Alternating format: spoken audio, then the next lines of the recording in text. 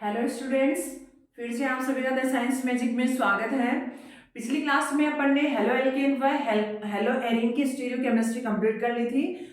उससे जस्ट पहले अपन ने हेलो एल्केन की केमिकल रिएक्शंस के बारे में देखा था। उसमें एक केमिकल रिएक्शन कंप्लीट की थी अपन ने, जो थी SN1 और SN2 न्यूक्लियोफिलिक सब्स्टिट्यूशन रिएक्शन, नाभिक से नहीं प्रतिस्थापन अभिक्रियाएं। अब उसमें सेकंड नंबर आता है अपना विलोपन अभिक्रिया, एलिमिनेशन रिएक्शन, और थर्ड नंबर आएगा रिएक्शन विथ मेटल्स, धातुओं के साथ अभिक्रिया।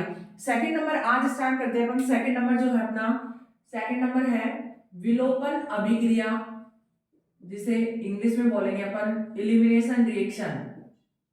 विलोपन अभिक्रिया इंग्लिश में बोलते हैं इसे एलिमिनेशन रिएक्शन। एलिमिनेशन रिएक्शन जो है वो क्या होती है, देखो विलोपन का मतलब ये हुआ कि इसमें से कुछ भी, जो भी कोई भी एक छोटा मॉलिक्यूल क्या होगा, विलोप होगा उसका, ठीक है। तो इसलिए इस अभिक्रिया को अपन बोल रहे हैं विलोपन अभिक्रिया। देखो जैसे कि आप कोई भी एल्किल हैलाइड लेते हो, कोई भी एल्किल हैलाइड लिया आपने, एल्किल हैलाइड को एल्कोहलिक KOH, एल्कोहलिक KOH, या फिर कोई भी आप एल्कोहलिक बेस ले सकते हो। एल्कोहलिक KOH की उपस्थिति में गर्म करने पर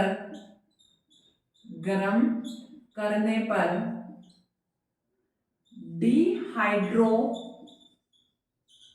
हेलोजिनेशन, हिंदी में इसे बोलेंगे विहाइड्रो हेलोजनीकरण।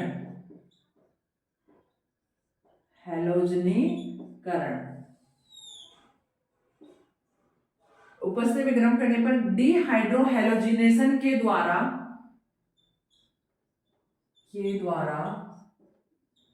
एल्कीन का फॉर्मेशन होता है, एल्कीन का निर्माण होता है।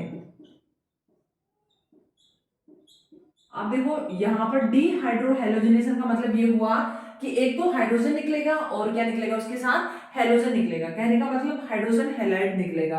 अब वो हाइड्रोजन कहां से निकलता है वो देखते हैं अपन।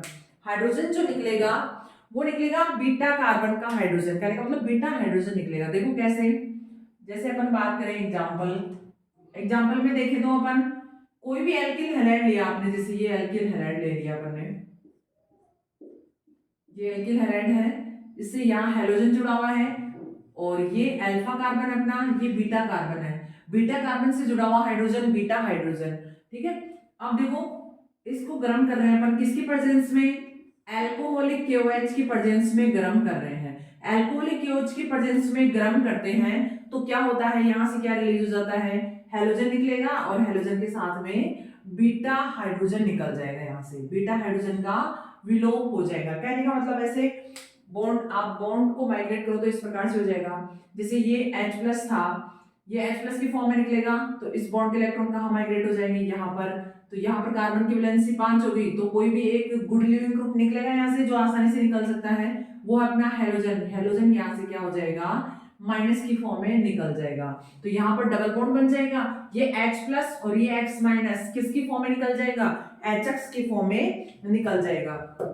देखो कैसे बनता है, इस प्रकार से अपने पास एल्किन बन जाती है, ठीक है। और साथ में क्या रिलीज हो जाता है, हाइड्रोजन हैलाइड रिलीज हो जाता है। ये क्या बन गई, एल्किन बन गई, एल्किन का फॉर्मेशन हुआ है। अब ऐसे ही आप एग्जांपल देख सकते हो, जैसे एग्जांपल लिया अपन ने, एक एग्जांपल ले लेते हैं, CH3CH2Cl, एथिल क्लोराइड लिया है आपने, एथिल क्लोराइड। इसको जब आप गर्म करोगे, क्या करेंगे, गर्म करेंगे किसकी प्रेजेंस में, एल्कोहलिक KOH की प्रेजेंस में, तो इससे क्या बन जाएगा, इससे जो प्रोडक्ट बनेगा आपको पता है, हेलोजन निकलेगा। हेलोजन के साथ में देखो ये अल्फा कार्बन है हेलोजन का, ये बीटा कार्बन है, तो हेलोजन निकलेगा यहाँ से, और बीटा कार्बन से हाइड्रोजन निकलेगा, तो क्या निकल जाएगा, बनेगा क्या, CH2 डबल बॉन्ड CH2, और क्या रिलीज हो जाएगा, HCl यहाँ से रिलीज हो जाएगा। ये अपनी क्या बन गई, एल्कीन बन गई। ठीक है, ऐसे ही आप और भी एग्जांपल ले सकते हो। जैसे अपन बात करें, इधर लिख लेते हैं एग्जांपल और, जैसे CH3 CHCl CH3। ठीक है, क्या लिया है अपन ने, 2 क्लोरो प्रोपेन। 2 क्लोरोप्रोपेन को जब आप एल्कोहलिक KOH की प्रेजेंस में गर्म करते हो, एल्कोहलिक कोई बेस लेते हो, तो देखो ये अल्फा कार्बन है, तो ये अल्फा और ये बीटा, ये भी बीटा, दोनों बीटा है, तो दोनों से आप हाइड्रोजन निकाल सकते हो, यहां से भी निकाल सकते हो, यहां से भी, दोनों से ही बनेगा, सेम प्रोडक्ट बनेगा। ठीक है, अगर यहां से निकालते हो हाइड्रोजन तो भी यहाँ पर डबल बॉन्ड आ जाएगा, और यहां से निकालते हो तो इधर डबल बॉन्ड आ जाएगा, इधर मैथ्यू ग्रुप बच जाएगा, सेम प्रोडक्ट बनेगा अपना। तो एक बीटा हाइड्रोजन निकलेगा इसमें से, तो क्या बन जाएगा, CH2 डबल बॉन्ड CH3, ये अपना प्रोडक्ट बन जाएगा। इसको लिख देंगे अपन, इसका नाम लिख देंगे 1 प्रोपीन। क्या आ जाएगा, 1 प्रोपेन, 1 पोजीशन पे डबल बॉन्ड है तो 3 कार्बन है तो 1 प्रोपीन आ जाएगा। या फिर आप लिख सकते हो प्रोप 1 इन भी लिख सकते हो। ऐसे और भी आप एग्जांपल इसमें देख सकते हो। ये अपनी विलोपन अभिक्रिया, अब देखो इसमें तो कोई दिक्कत नहीं थी, आपने ये प्रोडक्ट बनाया, लेकिन अगर अब इधर तो दोनों साइड सेम मैथिल ग्रुप थे, अब ऐसा हो कि इधर एथिल ग्रुप हो और इधर मैथिल ग्रुप हो, तब अपने मुख्य जो प्रोडक्ट, मेन जो प्रोडक्ट बनेगा वो कौन सा बनेगा, देखो बीटा हाइड्रोजन इधर भी होगा और इधर भी होगा, फिर तो दोनों साइड से आप हाइड्रोजन निकालोगे तो सेम प्रोडक्ट नहीं बनेगा, वहां पर क्या बनेगा, डिफरेंट प्रोडक्ट बनेगा। अब उसमें से भी अपना मेन प्रोडक्ट क्या बन रहा है वो देखेंगे अभी अपन। जैसे अपन बात करें, एक नियम आता है इसके लिए, विलोपन अभिक्रिया के लिए क्या आता है, नियम आता है जिसे अपन बोलते हैं सेट-जेफ नियम। जिसे क्या बोला जाता है, सेट-जेफ नियम बोला जाता है। सेट-जेफ नियम जो है वो विलोपन अभिक्रिया में मुख्य उत्पाद जो बनता है उसको बताता है कि मुख्य उत्पाद कौन सा बनेगा अपने पास। देखो जैसे अपन बात करेंगे इसकी, अभी मैंने कहा जैसे इसमें आता है एक सेट-जेफ नियम, सेट-जेफ नियम। देखो इसके अकॉर्डिंग क्या है, सेट-जेफ नियम में देखो होता क्या है, कोई भी विलोपन अभिक्रिया में अगर एक से अधिक प्रकार की एल्कीन बन रही हो, ठीक है, तो उसमें मुख्य उत्पाद या फिर मुख्य एल्कीन जो है वो कौन सी बनेगी, जिस एल्कीन से अधिक प्रतिस्थापी समूह है जुड़े हुए हो। ये कौन सा नियम है अपना, सेट-जेफ नियम है। देखो लिख लेते एक बार, जब किसी विलोपन अभिक्रिया में, जब किसी विलोपन अभिक्रिया में, विलोपन अभिक्रिया में, एलिमिनेशन रिएक्शन में एक से अधिक प्रकार की एल्कीन, अधिक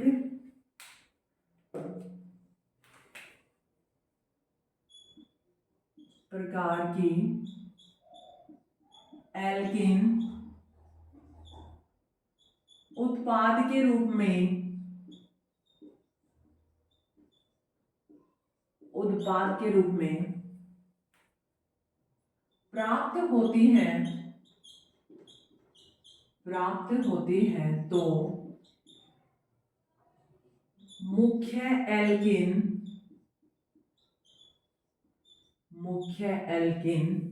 वह होती है जिससे अधिक प्रतिस्थापी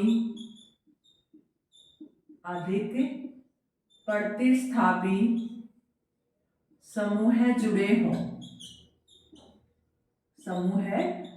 हों।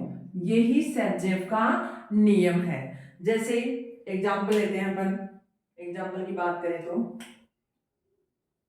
एग्जाम्पल देखो, एग्जाम्पल लेते हैं अपन 2 क्लोरोब्यूटेन ले लेते हैं, चलो 2 क्लोरोब्यूटेन। देखो 2 क्लोरोब्यूटेन जो है वो CH3 CH2 CHCl CH3 1 2 3 4 2 chlorobutane. अब देखो विलोपन अभिक्रिया कब होती है भाई, विलोपन अभिक्रिया तब होती है जब कोई भी आप एल्किल हैलाइड ले रहे हो उसको किसकी प्रेजेंस में गर्म करोगे, एल्कोहलिक KOH की प्रेजेंस में गर्म करोगे तो क्या हो जाएगा, यहाँ से डिहाइड्रो हैलोजिनेशन होगा, एक तो हाइड्रोजन निकलेगा और एक हैलोजन निकलेगा और क्या बन जाएगा, एल्किन बन जाएगा। अब देखो यहाँ पर जब आप बात करोगे अल्फा तो ये है, देखो अल्फा कार्बन ये है, बीटा एक ये भी है और ये भी है, तो बीटा हाइड्रोजन ये भी निकल सकता है, ये भी निकल सकता है। अब ऐसा तो नहीं है भाई दोनों बीटा हाइड्रोजन में निकलेगा तो सेम प्रोडक्ट बनेगा, नहीं, इससे दो प्रकार के प्रोडक्ट बनेंगे, यहां से निकलेगा तो यहाँ डबल बॉन्ड आएगा, यहां से निकलेगा तो यहाँ डबल बॉन्ड, देखो इधर मैथिल ग्रुप और जुड़ा हुआ है, ठीक है। तो इससे बात करते हैं क्या प्रोडक्ट बनता है, देखो इससे दो प्रकार के प्रोडक्ट पॉसिबल है, एक तो बन जाएगा अपना CH3 CH double bond CH CH3, क्या बनेगा, एक तो 2 ब्यूटीन, एक तो 2 ब्यूटीन बन जाएगा, और एक प्रोडक्ट पॉसिबिलिटी क्या है, CH3 CH2 CH double bond CH2, ये बन जाएगा 1 ब्यूटीन, ये बना है 1 ब्यूटीन। अब देखो अभी सेजेफ नियम ने क्या बताया कि भाई अगर किसी विलोपन अभिक्रिया में एक से अधिक प्रकार के एल्किन उत्पाद के रूप में प्राप्त होती है, जैसे यहाँ पर एक से अधिक प्रकार के एल्किन प्राप्त हो रही है, तो उसमें जो मुख्य एल्किन जो बनेगी या फिर मेन जो प्रोडक्ट बनेगा अपना वो बनेगा जिससे अधिक प्रतिस्थापी समूह जुड़े हुए हैं। देखो जैसे एक तो ये एल्किन है, ये वाली एल्किन है, इससे क्या जुड़े हुए हैं, दो प्रतिस्थापी जुड़े हुए हैं। यहाँ पर देखो ये वाली एल्किन, ये डबल बॉन्ड है, तो इससे एक साइड ही प्रतिस्थापी जुड़ा हुआ, दूसरी साइड नहीं जुड़ा हुआ, तो यहाँ पर जो मेन जो प्रोडक्ट बनेगा वो ये वाला बनेगा, ये क्या है अपना मेन प्रोडक्ट है, मेन प्रोडक्ट या फिर जिसे आप मेजर प्रोडक्ट भी बोलते हो, ठीक है। और ये क्या बनेगा, माइनर प्रोडक्ट बनेगा। स्टेबल एल्कीन कौन सी है, ट्यूब्यूटेन, क्योंकि इससे प्रतिस्थापी अधिक जुड़े हुए हैं, किसकी कंपैरिजन में, 1 ब्यूटेन की कंपैरिजन में। तो ये था विलोपन अभिक्रिया के बारे में जिसमें सेल्जेफ नियम इंपॉर्टेंट है, इसको याद रखना आप लोग कि इसमें क्या है कि अगर किसी विलोपन अभिक्रिया में एक से अधिक प्रकार की एल्कीन बनती है तो उसमें जो मेन प्रोडक्ट जो बनेगा वो वह एल्कीन बनेगी जिससे क्या जुड़े हुए हो, अधिक प्रतिस्थापी समूह है जुड़े हुए हो। अब देखो इससे अगली जो आती है अपनी वो आती है रिएक्शन विथ मेटल्स, धातुओं के साथ अभिक्रिया, जिसमें क्या होगा, एक तो अपन पढ़ेंगे मैग्नीशियम के साथ अभिक्रिया, एक पढ़ेंगे सोडियम के साथ अभिक्रिया। एल्किल हैलाइड जो है इनकी धातुओं के साथ अभिक्रिया की जब बात करते हैं तो थर्ड नंबर है अपनी धातुओं के साथ अभिक्रिया, धातुओं के साथ अभिक्रिया,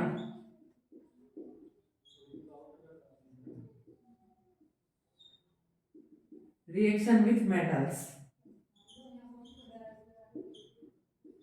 रिएक्शन विद मेटल्स, धातुओं के साथ अभिक्रिया की जब बात करते हैं तो इसमें आती है पहली रिएक्शन अपन पढ़ेंगे reaction with sodium, reaction with sodium,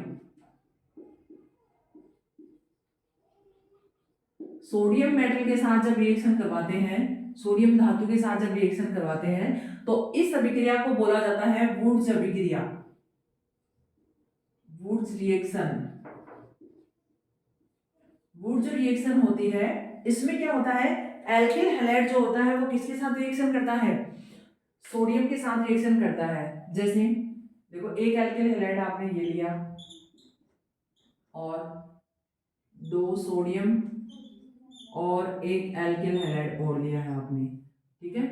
अब देखो एल्किल हैलाइड सोडियम के साथ रिएक्शन करेगा तो क्या बनाता है, एल्केन बनाता है, क्या बनाता है, एल्केन। जितने कार्बन का आप एल्किल हैलाइड ले रहे हो उससे दुगने कार्बन की आपके पास क्या बनती है, एल्केन बनती है। और यहाँ से क्या रिलीज हो जाता है, यहाँ से अपना सोडियम हैलाइड जो है वो यहाँ से रिलीज हो जाता है, कितने मोल, 2 मोल रिलीज हो जाते हैं। देखो यहाँ से आर आर, ये तो एल्केन बन जाएगी अपनी, और साथ में क्या रिलीज हो जाएगा, 2 सोडियम हैलाइड, 2 मोल किसके, सोडियम हैलाइड के रिलीज हो जाएंगे। और ये वाली जो रिएक्शन होती है ये रिएक्शन होती है किसकी प्रेजेंस में, ड्राई ईथर की प्रेजेंस में, ड्राई ईथर की प्रेजेंस में होती है। ऐसे आप बहुत सारे एग्जांपल ले सकते हो, जैसे बात करें अपन एग्जांपल ले तो मैथिल क्लोराइड ले लिया आपने और सोडियम के साथ रिएक्शन करवाई, दूसरा भी आपने मैथिल क्लोराइड ले लिया, तो क्या हो जाएगा, यहां से ड्राई ईथर की प्रेजेंस में क्या बन जाएगा अपना CH3, ठीक है, एथेन बन जाएगा और साथ में क्या रिलीज हो जाएगा, 2 मोल किसके, NaCl के। अब देखो अगर आप दो डिफरेंट एल्किल हैलाइड लेते हो काम में, क्या जैसे एक इधर मेथिल क्लोराइड ले लिया आपने और इधर आप ले लो एथिल क्लोराइड, तो 3 प्रोडक्ट बनेंगे, इससे 3 एल्केन बनेंगे। जैसे यदि आप 2 डिफरेंट एल्किल हैलाइड लेते हो तो वुड्स अभिक्रिया में 3 प्रोडक्ट बनते हैं अलग अलग। देखो कैसे, जैसे आपने लिया एक तो मैथिल क्लोराइड ले लिया और साथ में क्या ले लिया आपने, साथ में 2 सोडियम और साथ में लिया आपने जैसे CH2 CH3, मैथिल क्लोराइड और एथिल क्लोराइड लिया आपने, ठीक है। और इस तरीके को लिखने के और भी तरीके, ऐसा नहीं कि भाई जैसे सोडियम को बीच में लिखना है, ऐसा कुछ नहीं। ये तो मैंने यहाँ ऐसे दिखाने के लिए कि हाँ ये इसके साथ रिलीज होता है इसलिए लिख लिया, इसको आप सोडियम को यहाँ भी लिख सकते हो, ठीक है। अब देखो इससे क्या बन सकता है, अब रिलीज तो यहाँ से क्या होना है, 2 NaCl निकलने हैं, यहाँ से 2 NaCl निकलेंगे तो बचा क्या, एक तो क्या बन सकता है, मेन जो प्रोडक्ट बनेगा वो तो ये बन जाएगा CH3 CH2 CH3, प्रोपेन बन जाएगा अपना मेन जो प्रोडक्ट है वो तो। और साथ में क्या बन सकता है, देखो ये अपने जैसे के साथ ही क्या हो सकता है, जुड़ सकता है, और ये जो मैथिल ग्रुप है ये भी मैथिल के साथ जुड़ सकता है, एक प्रोडक्ट बना सकता है। साइड प्रोडक्ट जो बन सकते हैं वो कौन से बन सकते हैं, एक तो ये बन जाएगा और एक क्या बन जाएगा CH3 CH2 CH2 CH3, ठीक है। ये जो प्रोडक्ट है ये 3, अभी मैंने कहा जैसे 2 डिफरेंट एल्किल हैलाइड काम में लेते हो आप तो क्या बनते हैं, 3 एल्केन के मॉलिक्यूल बनते हैं अपने पास। जैसे इसमें आपने मेथिल क्लोराइड लिया और एथिल क्लोराइड लिया तो उसमें एक तो मेन जो प्रोडक्ट बनेगा वो तो दोनों के जुड़ने से बन जाएगा, तो वो तो प्रोपेन बनता है, और इधर एक मेथिल जो है दूसरे मेथिल से जुड़ जाएगा तो एथेन बना देगा, और एक जो एथिल समूह है वो दूसरे एथिल से जुड़ेगा तो क्या बना देगा, ब्यूटेन बना देगा। तो इस प्रकार से ये वुड्स अभिक्रिया में ये कुछ मेन पॉइंट थे वो मैंने बता दिए। अब देखो आगे, ये तो थी सोडियम के साथ रिएक्शन, और उसके बाद में आप और भी एग्जांपल ले सकते हो इसमें, और उसमें क्या बनेगी, एल्केन ही बनेगी सब में ही। और अगर डिफरेंट एल्किल हैलाइड अगर आप काम में लेते हो तो क्या बनते हैं, एक से ज्यादा प्रोडक्ट पॉसिबिलिटी होती है। आगे अपन देखते हैं, ये तो थी सोडियम के साथ रिएक्शन। सेकंड रिएक्शन है अपनी रिएक्शन विद मैग्नीशियम। मैग्नीशियम के साथ जब रिएक्शन करता है एल्किल हैलाइड तो किसका फॉर्मेशन करता है, ग्रिग्नार्ड रिएजेंट का फॉर्मेशन करता है। देखो कैसे, सेकंड रिएक्शन है अपनी reaction with magnesium, reaction with magnesium, magnesium के साथ अभिक्रिया करता है एल्किल हैलाइड तो क्या बनाता है, ग्रिग्नार्ड अभिकर्मक बनाता है। देखो जैसे अपन बात करें, आपने एल्किल हैलाइड लिया और एल्किल हैलाइड की अभिक्रिया किसके साथ करवाई, मैग्नीशियम के साथ करवाई, और किसके प्रेजेंस में, ड्राई ईथर में, ड्राई ईथर में करवाते हैं तो क्या बनता है, RMgX, इसको बोलते हैं एल्किल मैग्नीशियम हैलाइड, जिसे शॉर्ट में बोला जाता है ग्रिग्नार्ड अभिकर्मक, ग्रिग्नार्ड रिएजेंट। अब देखो इसमें क्या होता है, जब बात करते हैं ये जो एल्किल समूह होता है ये तो होता है नेगेटिव और ये होता है पॉजिटिव, ये वाला जो पोर्शन है ये एल्किल वाला पोर्शन तो माइनस होता है और मैग्नीशियम हैलाइड वाला होता है पॉजिटिव, ठीक है। अब देखो यहां से देखो ये था अपना एल्किल हैलाइड, एल्किल हैलाइड। जैसे एक एग्जांपल ले लेते हैं, एग्जांपल अगर लेते हैं तो इसमें आता है, चलो अपन ले लेते हैं एथिल ब्रोमाइड ले लेते हैं,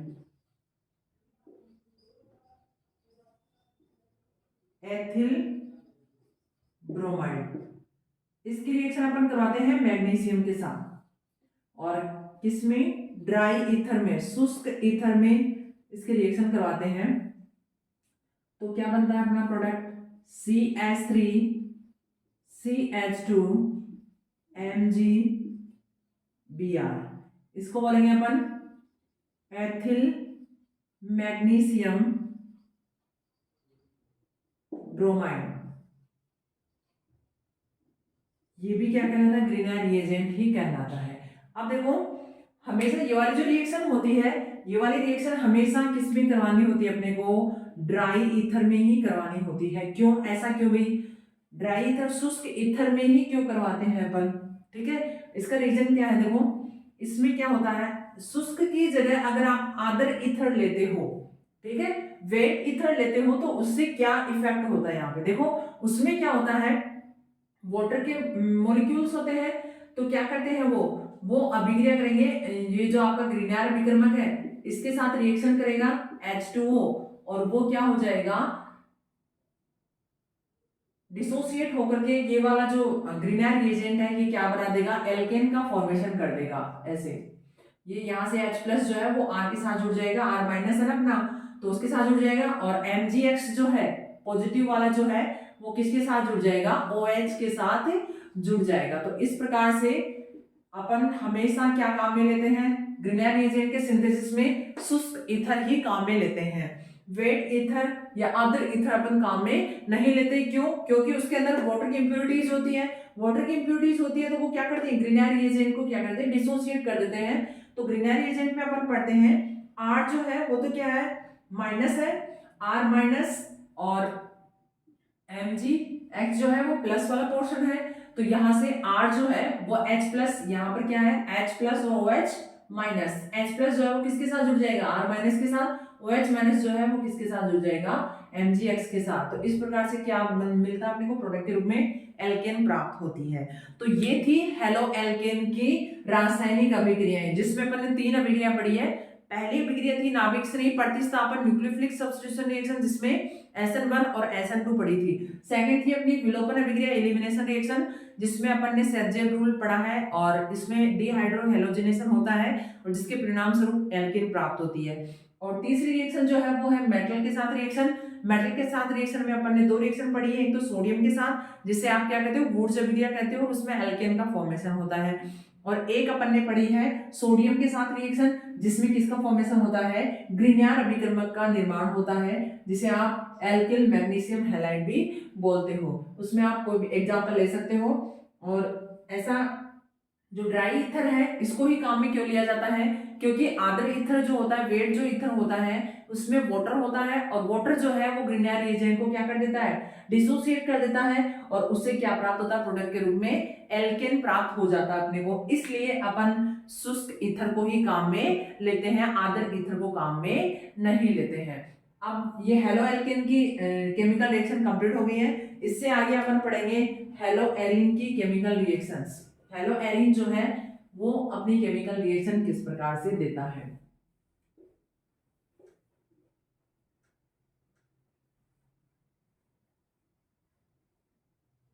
हेलो एरिन की रासायनिक अभिक्रियाएं।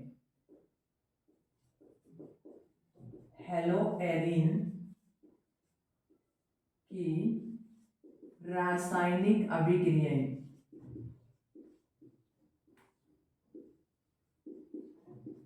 रासायनिक अभिक्रिया इंग्लिश में बोले तो chemical reactions of hello Erin. Hello arenes. देखो सबसे पहले इसमें अपन बात कर लेते हैं किसकी। सबसे पहले जो रिएक्शन है इसमें है नाभिक स्नेही प्रतिस्थापन अभिक्रिया। नाभिक स्नेही प्रतिस्थापन अभिक्रिया।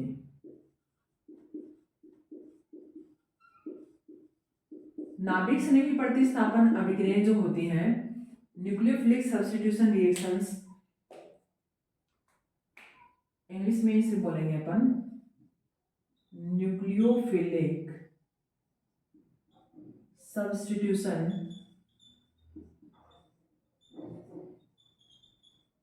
रिएक्शंस। देखो हेलोएरिन जो होती हैं इनकी रिएक्टिविटी जो होती है वो नाभिक श्रेणी प्रतिस्थापन अभिक्रियाओं के प्रति क्या रहती है, बहुत ही कम होती है। देखो इसके रीजन है, 3-4 रीजन है इसके, ऐसा क्यों होता है।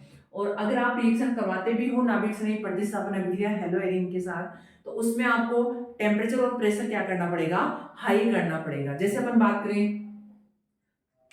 ये वाली जो रिएक्शंस होती हैं, हेलोएरिन जो होते हैं, हेलोएरिन की क्रियाशीलता की रिएक्टिविटी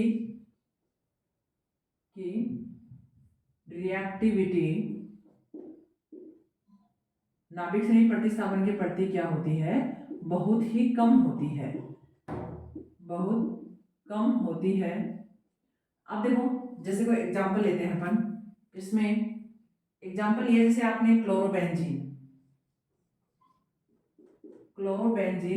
जो होता है ये हाई टेम्परेचर और प्रेशर की प्रेजेंस में क्या करता है, अभी जब इसके रिएक्शन करवाते हैं, जब कोई भी ऐसा जैसे कोई अपने ले लिया पोटेशियम हाइड्रोक्साइड ले लिया और क्लोरोबेंजीन की रिएक्शन करवानी है उसके साथ, तो आपको टेम्परेचर और प्रेशर बहुत ज्यादा देना पड़ेगा, तब जाके उसमें से जो नाभिक स्नेही है वो किसको प्रतिस्थापित कर पाएगा, हैलोजन को प्रतिस्थापित कर पाएगा। कैसे देखो जैसे अपन ने लिया क्लोरोबेंजीन और क्लोरोबेंजीन की रिएक्शन अपन करवाते हैं किसके साथ, पोटेशियम हाइड्रोक्साइड, जिसमें एक क्या है न्यूक्लियोफाइल है अपने पास OH-। इसके लिए टेम्परेचर तो लेना पड़ेगा आपको 623 केल्विन, बहुत हाई टेम्परेचर, और प्रेशर क्या लेना पड़ेगा 300 एटमॉस्फेरिक प्रेशर लेना पड़ेगा, बहुत हाई लेना पड़ता है।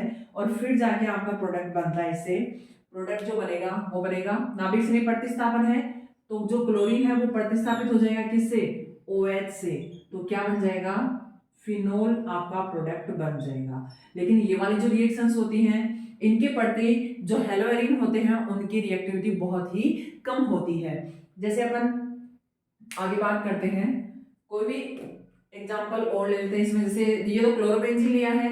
अब देखो जैसे ही आप बात करते हो क्लोरोबेंजीन जो है इसके ऑर्थो और पैरा पोजीशन पर अगर आप कोई इलेक्ट्रॉन अट्रैक्टिंग ग्रुप लगा देते हो, इलेक्ट्रॉन आकर्षी समूह है, जैसे नाइट्रो ऐड कर दिया आपने ऑर्थो पैरा पोजीशन पर, तो इस रिएक्शन की रिएक्टिविटी क्या हो जाती है, बढ़ जाती है। कहने का मतलब आपको इतना ज्यादा टेम्परेचर और प्रेशर देने की रिक्वायरमेंट नहीं होगी जब आप क्या कर देते हो, कोई इलेक्ट्रॉन अट्रैक्टिंग ग्रुप जोड़ देते हो किसके साथ, जो भी आपका क्लोरोबेंजीन है उसके साथ। जैसे आपने ऑर्थो पोजीशन पे ऐड किया नाइट्रो ग्रुप, तो इसके लिए आपको टेम्परेचर आधा ही देना पड़ेगा, जितना दे रहे हो उससे भी आधा देना पड़ेगा, और ये वाली रिएक्शन सिंपली हो जाएगी अपनी। ठीक है, ऐसे ही आप ऑर्थो और पैरा दोनों पोजीशन पे ऐड कर रहे हो, तब तो आपको जनरल आपको गर्म ही करना पड़ेगा, और क्या हो जाती है आपकी रिएक्शन हो जाती है रूम टेम्परेचर पर ही। ठीक है, जैसे अभी अपन बात करते हैं, एग्जांपल लेते हैं, जैसे जो क्लोरोबेंजीन है इसी के साथ आपने ऐड किया नाइट्रो ग्रुप, ऐड कर दिया क्लोरोबेंजीन जो है इसके साथ आपने क्या कर दिया, नाइट्रो ग्रुप ऐड कर दिया, तो इससे जो प्रोडक्ट बनेगा अपना, वो प्रोडक्ट जो बनेगा उसमें आपको टेम्परेचर, इस वाले रिएक्शन में आपको टेम्परेचर भी बहुत कम देना पड़ेगा और प्रेशर भी बहुत ही कम रखना पड़ेगा। अब देखो ये जो है इसको लिख देते हैं अपन 1 क्लोरो 2 नाइट्रोबेंजीन,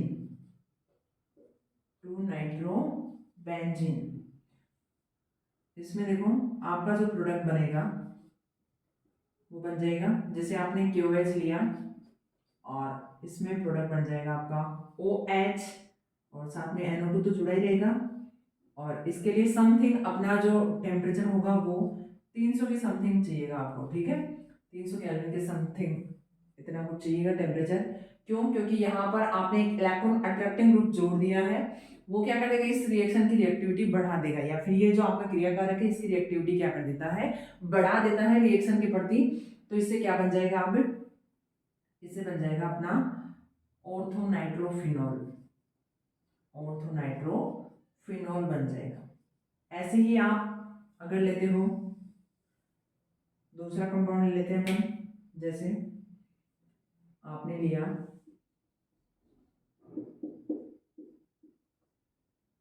इसके साथ आपने ऐड कर दिया नाइट्रो, यहाँ पर ऐड कर दिया नाइट्रो और यहाँ पर ऐड कर दिया नाइट्रो।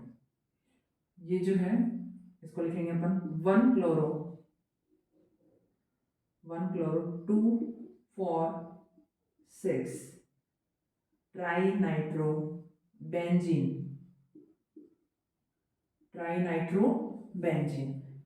इसको आप जनरली वाटर की प्रेजेंस में अगर गर्म करोगे, वाटर की प्रेजेंस में क्या कर देंगे, इसको गर्म कर देंगे तो इससे क्या बन जाएगा, अपना प्रोडक्ट बन जाएगा। इससे रिएक्शन हो जाएगी, न्यूक्लियोफाइल का क्या हो जाएगा, सब्स्टिट्यूशन हो जाएगा।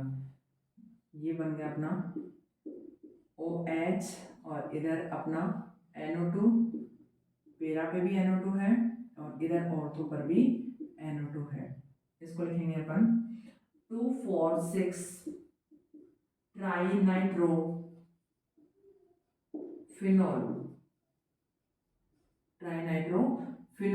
जिसका सामान्य नाम होता है पिक्रिक एसिड। क्या बोलते हैं इसको, पिक्रिक एसिड बोलते हैं। ठीक है, ये इस प्रकार से नाभिक स्नेही अभिक्रियाएं हैं कुछ।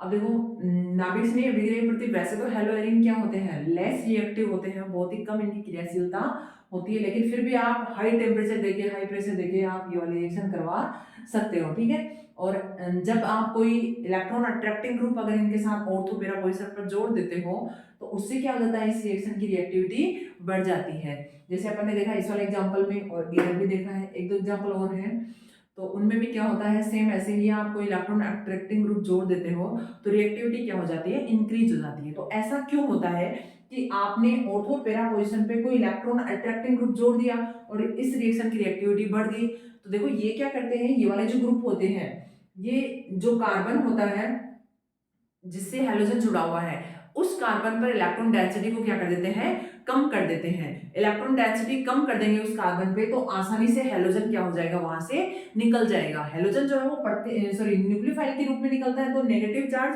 वहां से निकल जाए। जैसे अभी बात करें, ये वाले जो 3 ग्रुप जुड़े हुए हैं इलेक्ट्रॉन अट्रैक्टिंग ग्रुप, ये वाले जो ग्रुप है ये क्या करते हैं, इस वाले कार्बन देखो इलेक्ट्रॉन को अपनी ओर आकर्षित करते हैं, इलेक्ट्रॉन को अपनी ओर आकर्षित करते हैं तो ऑल ओवर क्या करते हैं, इस वाले कार्बन पे क्या करते हैं, इलेक्ट्रॉन डेंसिटी को डाउन कर देते हैं। इस वाले कार्बन पे इलेक्ट्रॉन डेंसिटी कम हो जाती है तो ये वाला जो अपना न्यूक्लियोफाइल के रूप में जो निकल रहा है ये नेगेटिव की फॉर्म में क्या हो जाता है, आसानी से निकल जाता है। और वहां पर ये जैसे यहाँ पर जो न्यूक्लियोफाइल था ये क्या कर देता है, इसको आसानी से प्रतिस्थापित कर देता है। तो इसलिए अपन कहते हैं कि कोई भी इलेक्ट्रॉन अट्रैक्टिंग ग्रुप अगर आप ऑर्थो और पेरा पोजीशन पे जोड़ते हो, किसके, हेलोएरिन के, तो वो जो है नाभिक स्नेही प्रतिस्थापन अभिक्रिया के प्रति रिएक्टिविटी हेलोएरिन की बढ़ जाती है। जैसे आपने एक समूह जोड़ा तो थोड़ी ज्यादा बढ़ जाएगी, और आप एक से अधिक समूह जोड़ रहे हो तो उससे और भी ज्यादा रिएक्टिविटी बढ़ जाएगी।